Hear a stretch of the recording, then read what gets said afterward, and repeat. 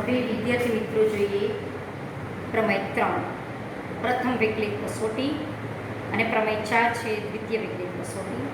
એ બંનેનો ઉપયોગ આપણે દાખલા કરવા માટે કરીએ છીએ. વિકલિત કસોટી સમજવાની છે, ગોખવાની નથી.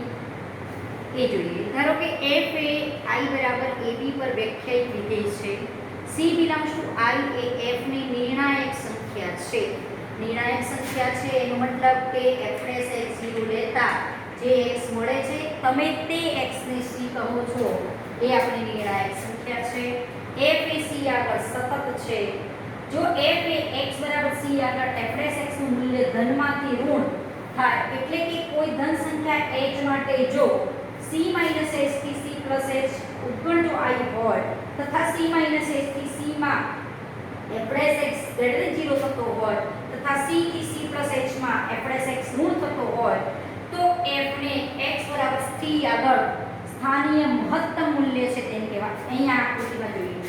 ધારો કે આ આકૃતિમાં આ વિધેયનો જે ગ્રાફ છે એના માટે f'(x) શોધો અને f'(x 0) લો અને x મળે તે નિર્ણાયક સંખ્યા છે. ધારો કે અહીંયા મારો c1 બિંદુ આગળ x બરાબર જે કિંમત મળી એટલે હું c1 કહું છું તો ત્યાં f'(c1) 0 છે. તો આ મારું c1 બિંદુ થયું. આ બિંદુ આગળ એટલે કે આટલા ભાગમાં તમે એને c1 - h કહો અને આટલા ભાગમાં આ c1 + h કહો. તો c1 - h થી c1 સુધી અહીંયા c તરીકે આપણે c1 લીધું છે. c1 - h થી c માં f'(x) ધન છે અને c1 થી c + h c1 + h માં f'(x) ઋણ છે. એટલે f'(x) નું મૂલ્ય આ ધન હતું એમાંથી ઋણ થયું.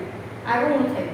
તો આ જે બિંદુ આગળ આ પ્રોસેસ થતી હોય તે બિંદુ આગળ f ને સ્થાનીય મહત્તમ મૂલ્ય મળે છે તેમ કહેવાય અને આ fc1 જે શોધો એ એની સ્થાનીય મહત્તમ કિંમત કહેવાય.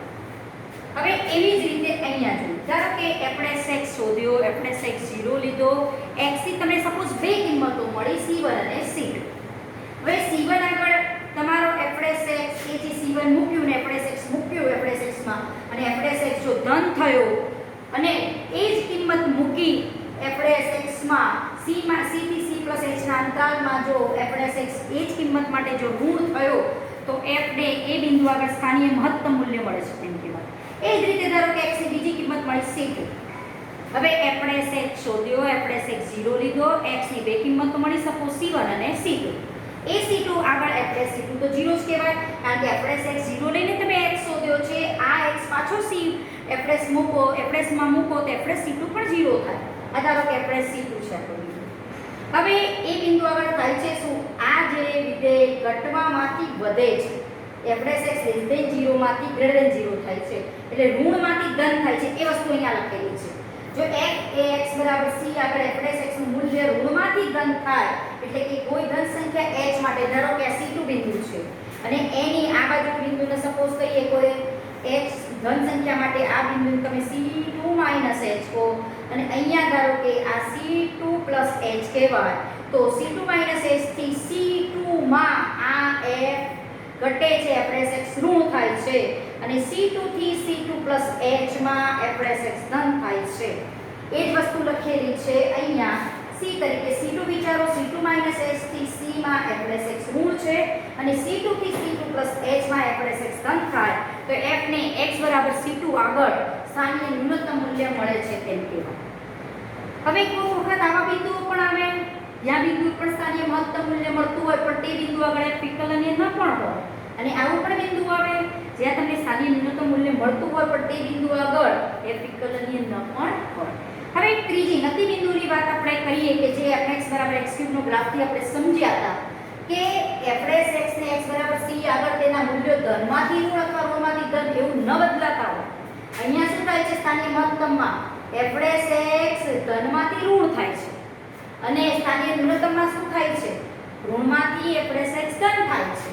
તો આવું જો ન થતું હોય કોઈ વિધેય f ને x બરાબર c આગળ તો f ને એ બિંદુ આગળ સ્થાનીય મહત્તમ કે ન્યૂનતમ મૂલ્ય મળતું નથી તેમ કહેવાય અને તે બિંદુને નતી બિંદુ કહેવાય.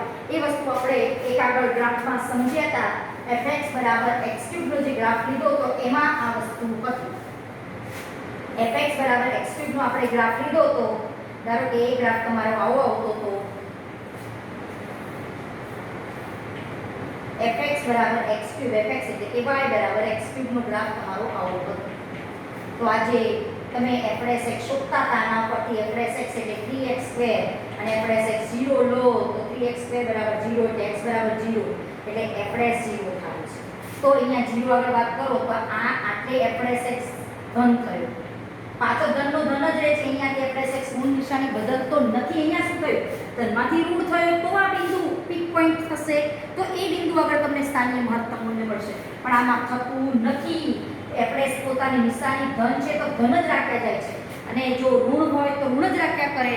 તો આવા બિંદુને તમે નતિ બિંદુ તરીકે ઓળખવામાં આવે છે. હવે ટૂંકમાં સાર એટલો જ કે તમે જે પ્રથમ વિકલિત કસોટીનો ઉપયોગ આપણે દાખલામાં કરશું એમાં ઉદાહરણ 29 અને 30 તમને ચોપડીમાં આપેલું છે. એમ કે છે કે fx બરાબર એક વિધેય આપ્યું છે અથવા તો એને વક્ર તરીકે ઓળખો. એમાં સ્થાનીય મહત્તમ તથા ન્યૂનતમ મૂલ્ય મારે શોધવાના છે.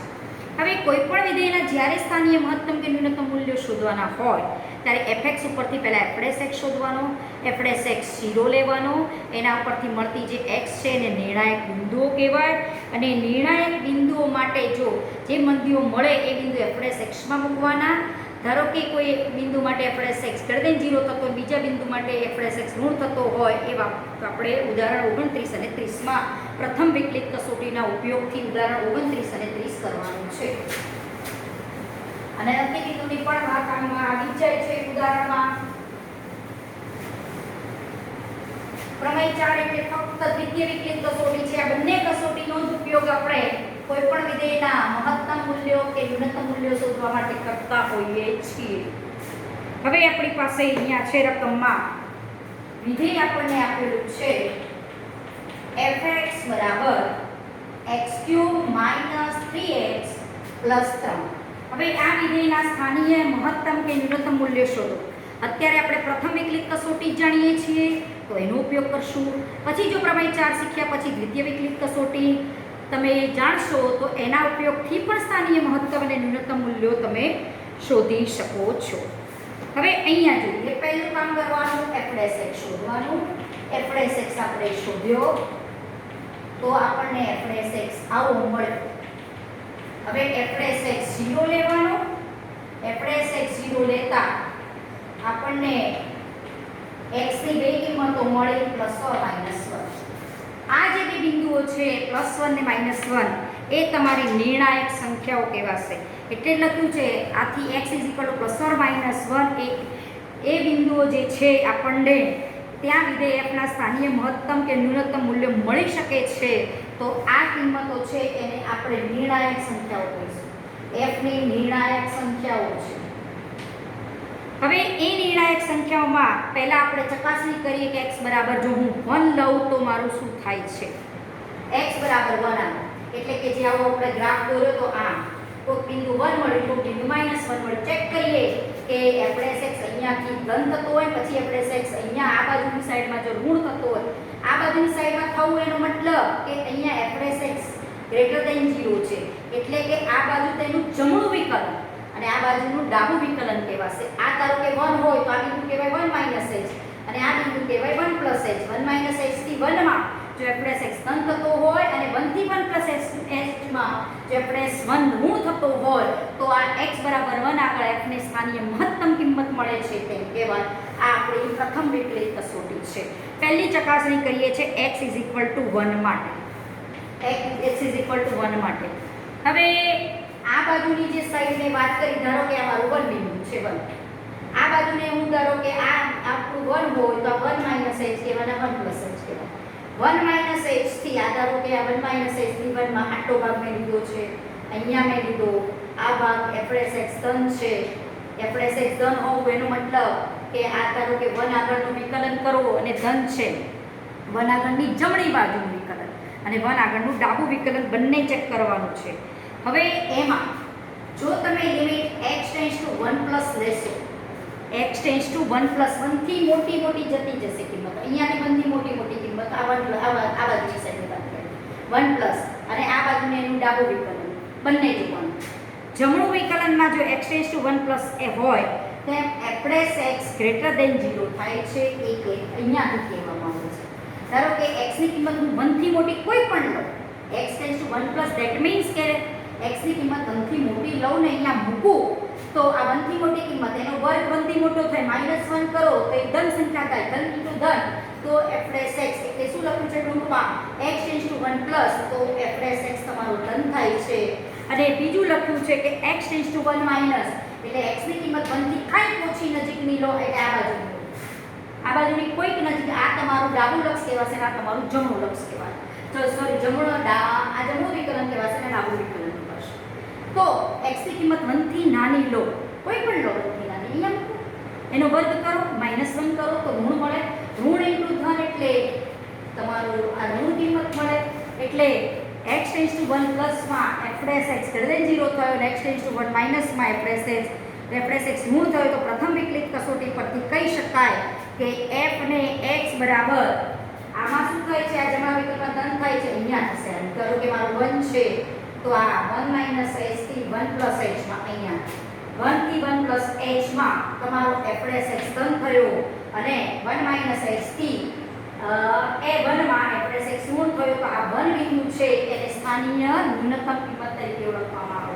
ધારો કે અહીંયા -1 નો -1 h એના માટે પણ ચેક કરીએ. x ટેન્સ ટુ 1 માઇનસ -1 ની ડાબી સાઈડ આ બાજુ એના માટે આપણે x જોઈએ, f ડેશ x -1 જોઈએ શું થાય છે તો f ડેશ x શું થાય જુઓ. આ વસ્તુ આ કહેવા માંગે છે, ધારો કે આ મારું કોઈ બિંદુ આવ્યું 1 અને અહીંયા 1 થી મોટી કિંમત આ 1 માઇનસ h ને 1 પ્લસ h, 1 થી મોટી કિંમત અહીંયા આવે એટલે અહીંયા f ડેશ x તમારું ધન થયો અને અહીંયા 1 માઇનસ h થી 1 એટલે 1 થી નાની નજીકની કિંમતમાં તમારો f ડેશ x અહીંયા ઋણ થાય છે એટલે 1 માઇનસ h થી 1 માં f ડેશ x ઋણ થાય છે અને 1 થી 1 પ્લસ h માં f ડેશ x ધન થાય છે. આનો મતલબ થયો 1 માઇનસ h થી 1 માં f ડેશ x ધન 1 માઇનસ h થી 1 માં f ડેશ x તમારો ઋણ છે એ નીચે લખેલું છે 1 માઇનસ h થી 1 માં f ડેશ x તમારો ઋણ છે અને અહીંયા 1 થી 1 પ્લસ h માં 1 થી 1 પ્લસ 1 થી મોટી કિંમત 1 થી નજીકની મોટી કિંમત 1 પ્લસ h એમાં f ડેશ x તમારું ધન છે તો આ x બરાબર 1 આગળ f એ સ્થાનીય ન્યૂનતમ કિંમત ધારણ કરે છે તેમ કહેવાય પ્રમેય 3 પરથી. હવે આપણે બીજા બિંદુ માટે વિચારીએ x -1 માટે. પહેલા x +1 માટે વિચારીએ, x -1 માટે વિચારીએ. સપોઝ x -1 માં x ની કિંમત -1 થી નજીકની નાની કોઈ કિંમત વિચારો. x ની -1 થી નાની નજીકની આમ પણ લખાય આમ પણ લખાય, x ટેન્સ ટુ -1 લખાય. -1 થી નજીકની નાની કિંમત એટલે એ પણ ઋણ જ આવશે. અહીંયા મૂકો -1 થી નજીકની નાની કિંમત સપોઝ -1.1 -1.1 નો વર્ગ -1 એટલે ધન થાય, ધન ઇન્ટુ તમારો 3 એટલે ધન થાય તો f ડેશ x ધન થાય. હવે x ટેન્સ ટુ -1 થી નજીકની મોટી કિંમત, -1 માં કંઈક નજીકની મોટી ધન સંખ્યા ઉમેરો તો -1 પ્લસ સમથિંગ કરે કે 0.1 ઉમેરો તો -0.9 થયા.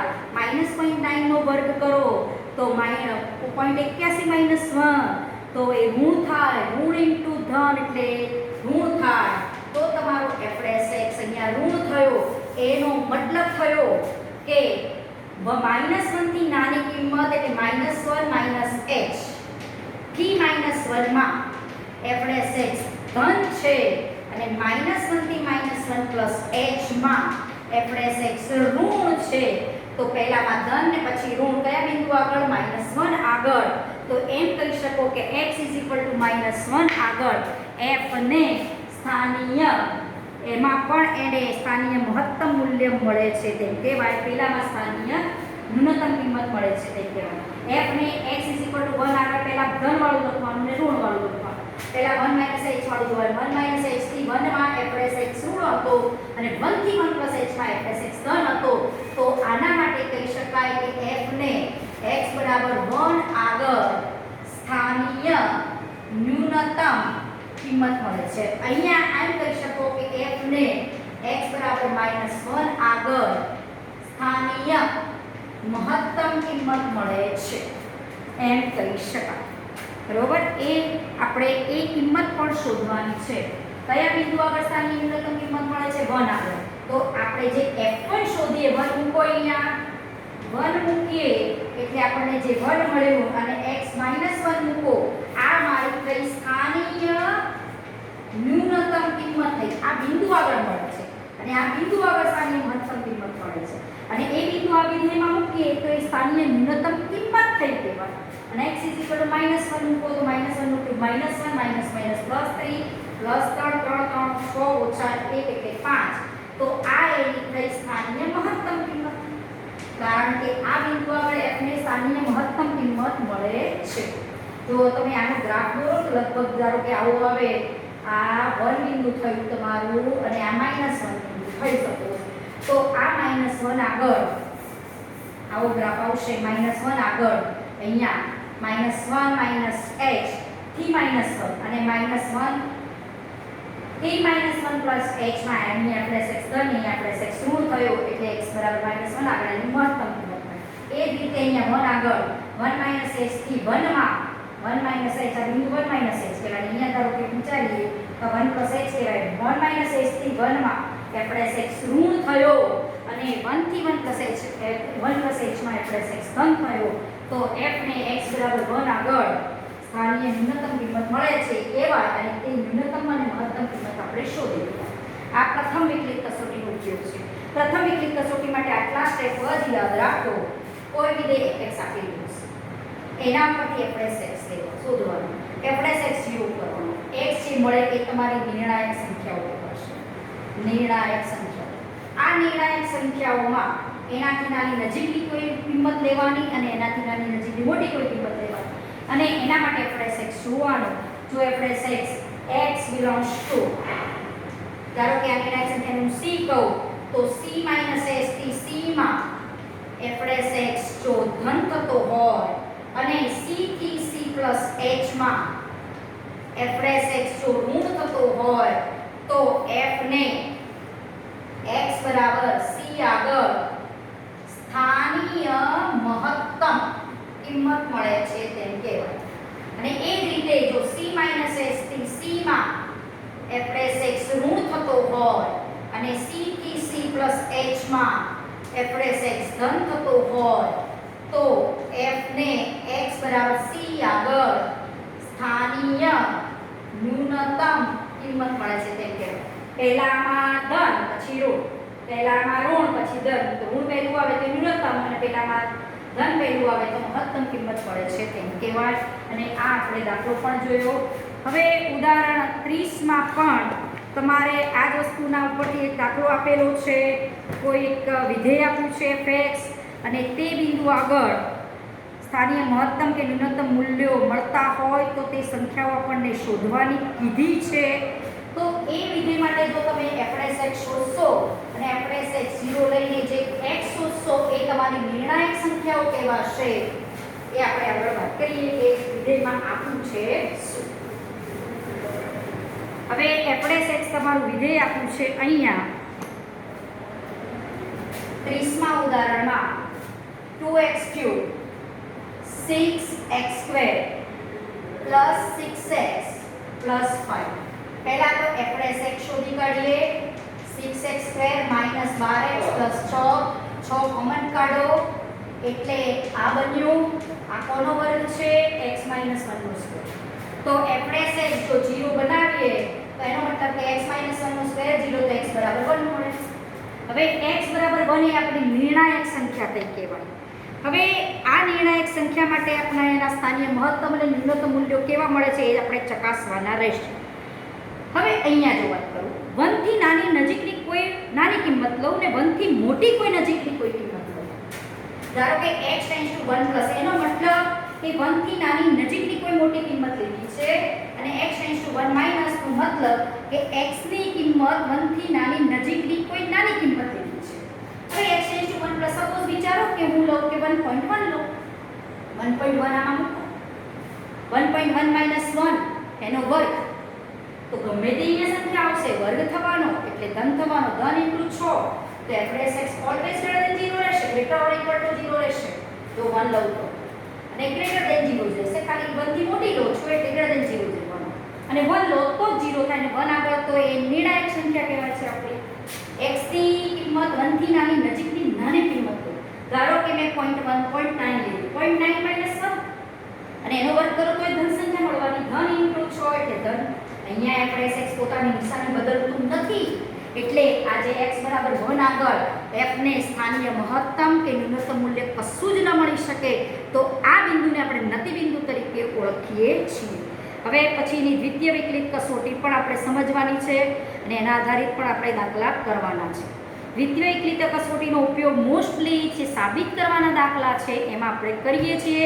ફિઝિક્સમાં ધોરણ 11માં પણ તમે આ કસોટીઓ શીખેલા છો, પણ આ દ્વિતીય અને પ્રથમ વિકલિત કસોટી કહેવાય ખબર નહોતી. તમે એટલું જ લેતા હતા કે fx ઉપરથી f' શોધતા હતા, f' 0 લો, એના ઉપરથી x શોધો, અને ax f" માં મૂકો, અને f" જો ગ્રેટર દેન 0 મળે તે x માટે, તો તમે કહેતા હતા કે જે x માટે જે f" 0 ગ્રેટર દેન 0 મળે તે બિંદુ આગળ f ને સ્થાનીય ન્યૂનતમ કિંમત મળે છે એમ કહેતા હતા. ઊંધું કહેતા હતા.